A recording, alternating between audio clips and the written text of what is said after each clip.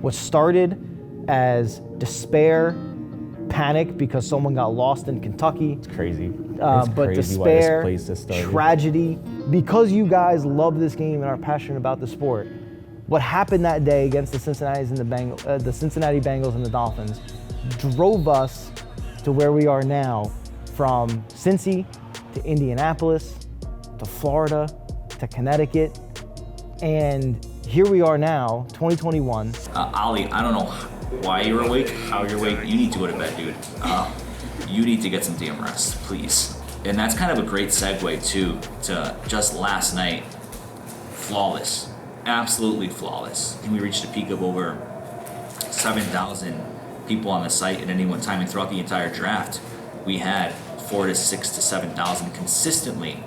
And the numbers have not updated from last night. To not have the numbers updated by 9:45 in the morning means that we hit a record last night easily. I was getting goosebumps a little bit just seeing those hit and knowing how many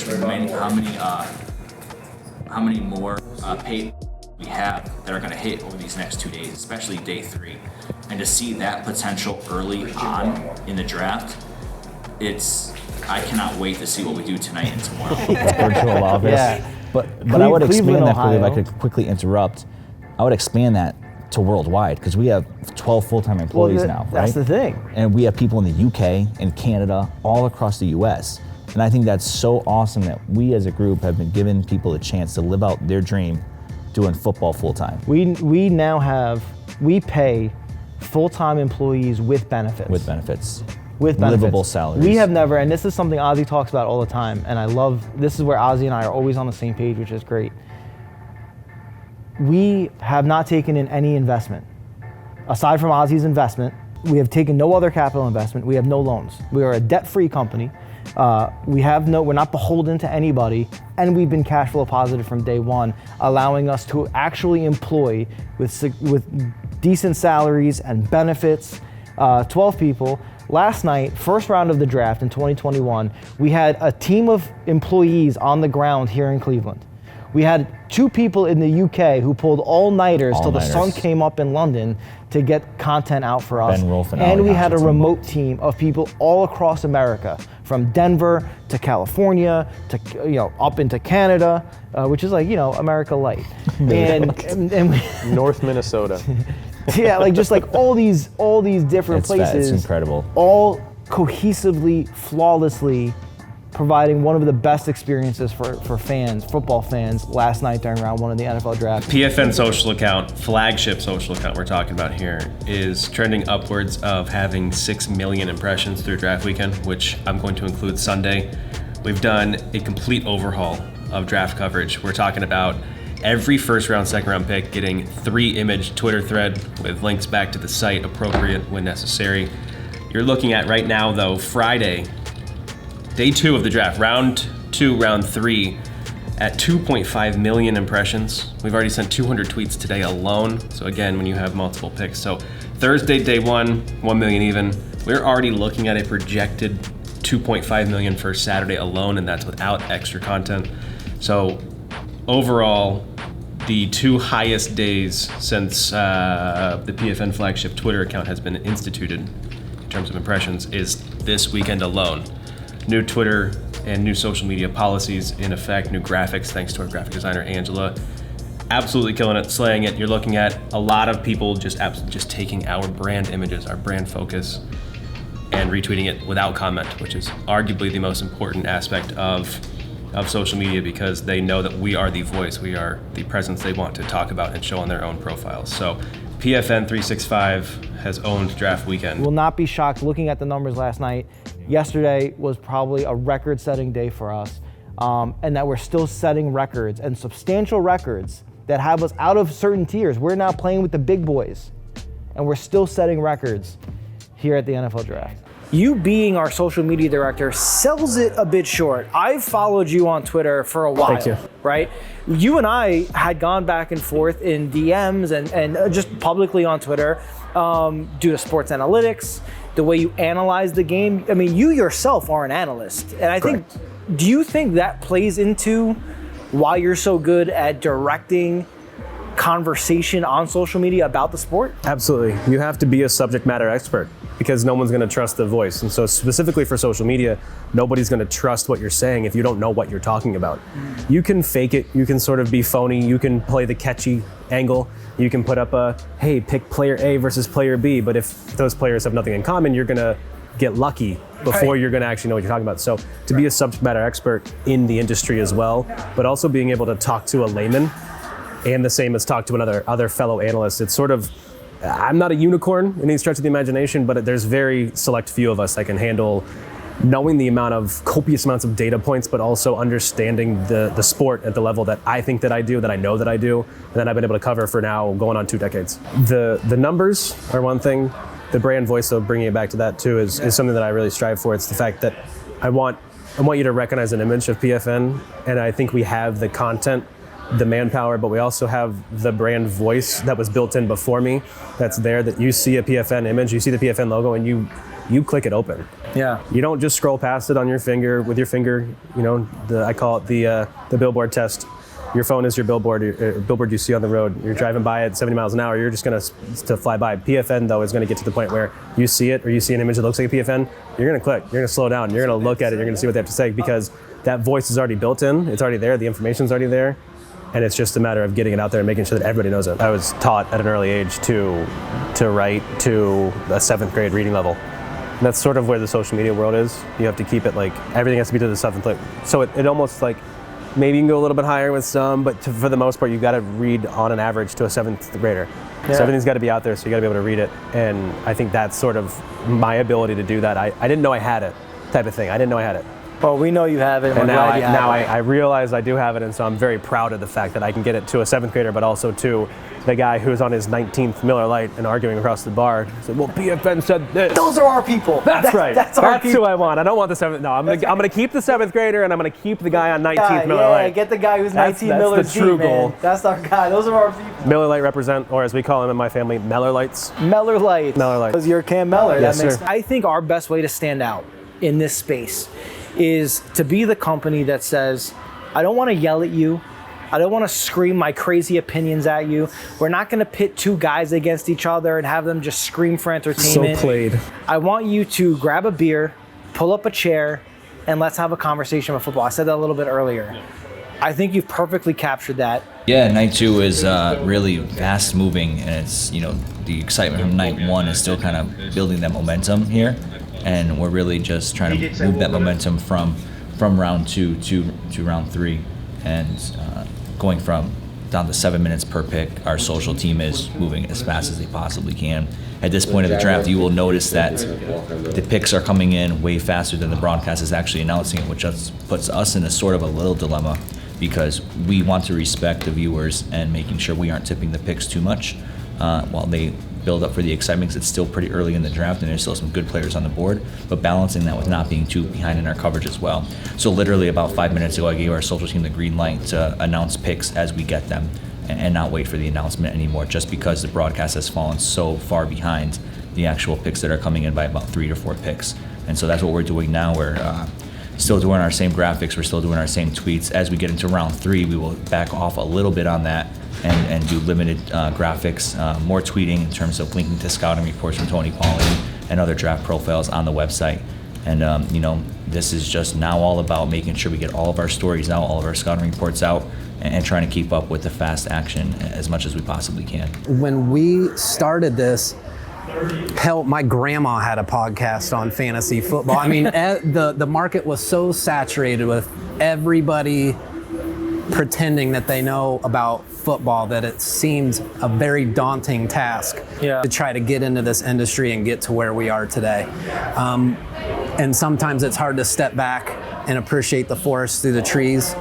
But I think the real key for us is that we were able to have some other people come into the fold that had a shared passion for the game, that had some technical know-how, that were smart, that can solve problems, that can communicate through stressful situations, and to have all that type of people who value community, value culture, value education, value hard work.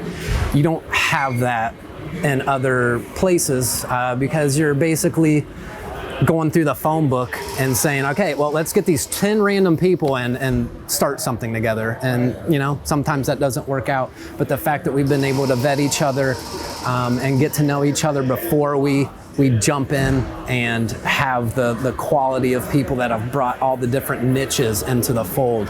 I don't think it could have happened any other way than the way that it did. It's like we had this one chance to get it right, and we've gotten it right so far. Yeah. And from here on out, you know, it's sometimes hard to measure success over time in the same way. It's kind of hard to see your kids growing when you're around them every day, and it takes someone like Uncle Brett coming over to be like, man, you've gotten really tall, to help put that into perspective.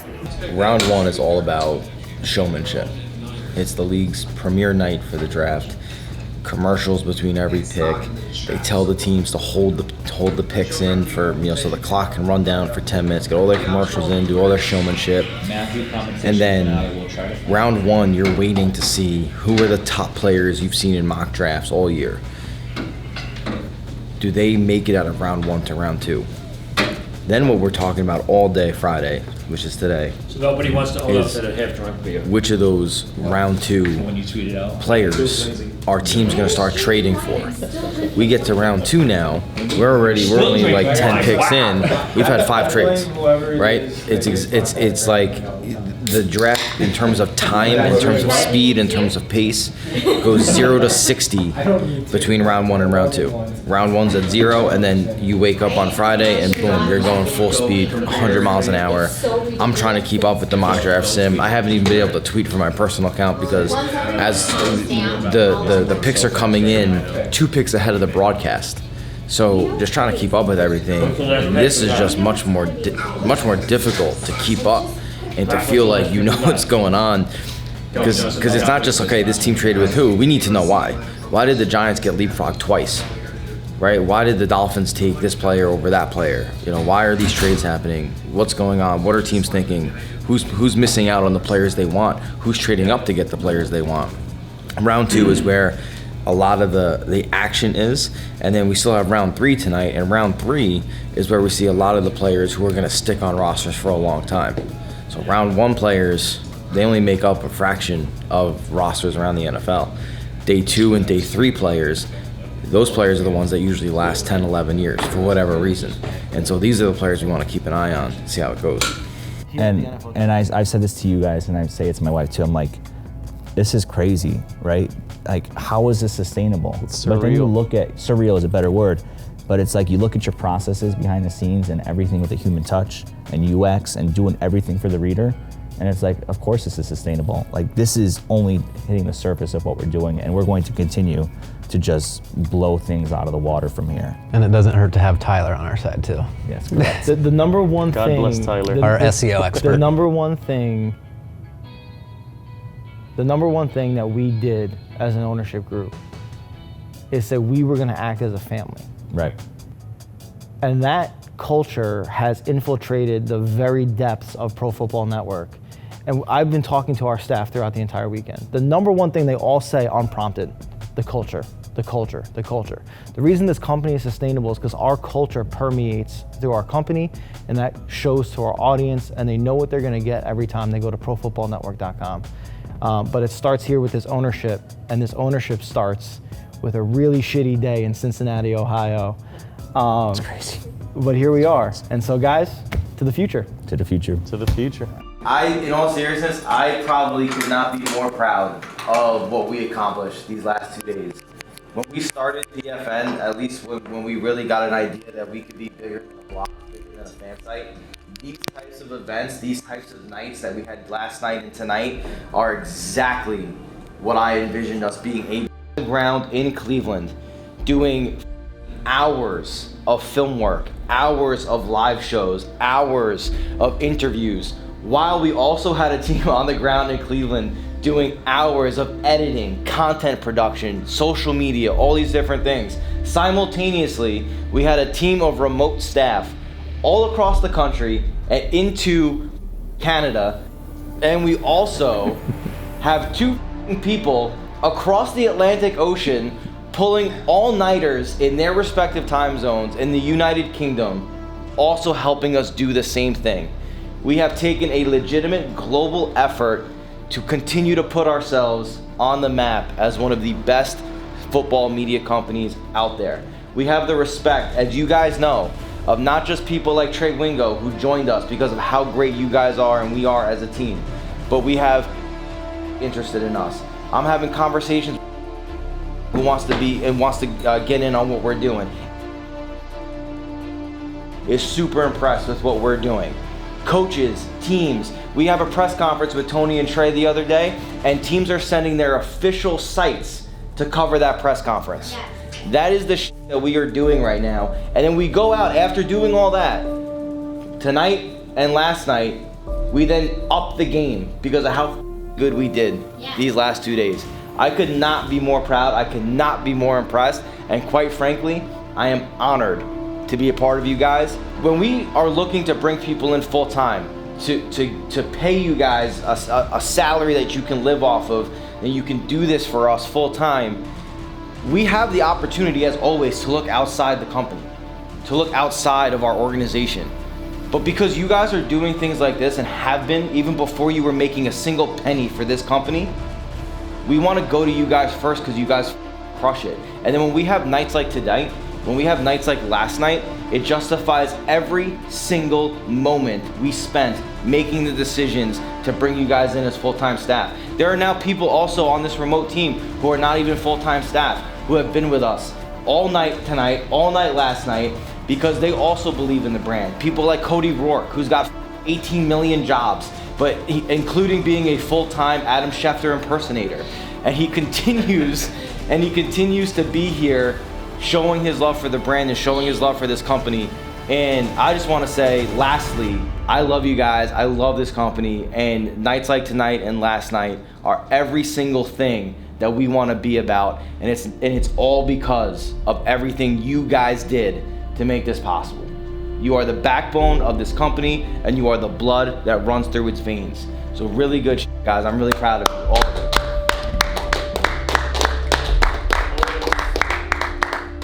It was on mute. Can you repeat that? It was on mute. All right, guys. Brett Years 2024. Switch your pick up the loot to hit the bank. Can never change, still wrote the change. Captain say the pay, this ain't the day. They made me wait, I'm breaking chains. Yeah. Told me feeling bubbly off the rose. Took a minute, but I got it out the soul way. Friends turn to foes, haters tell them go away. Rappers making shiggy.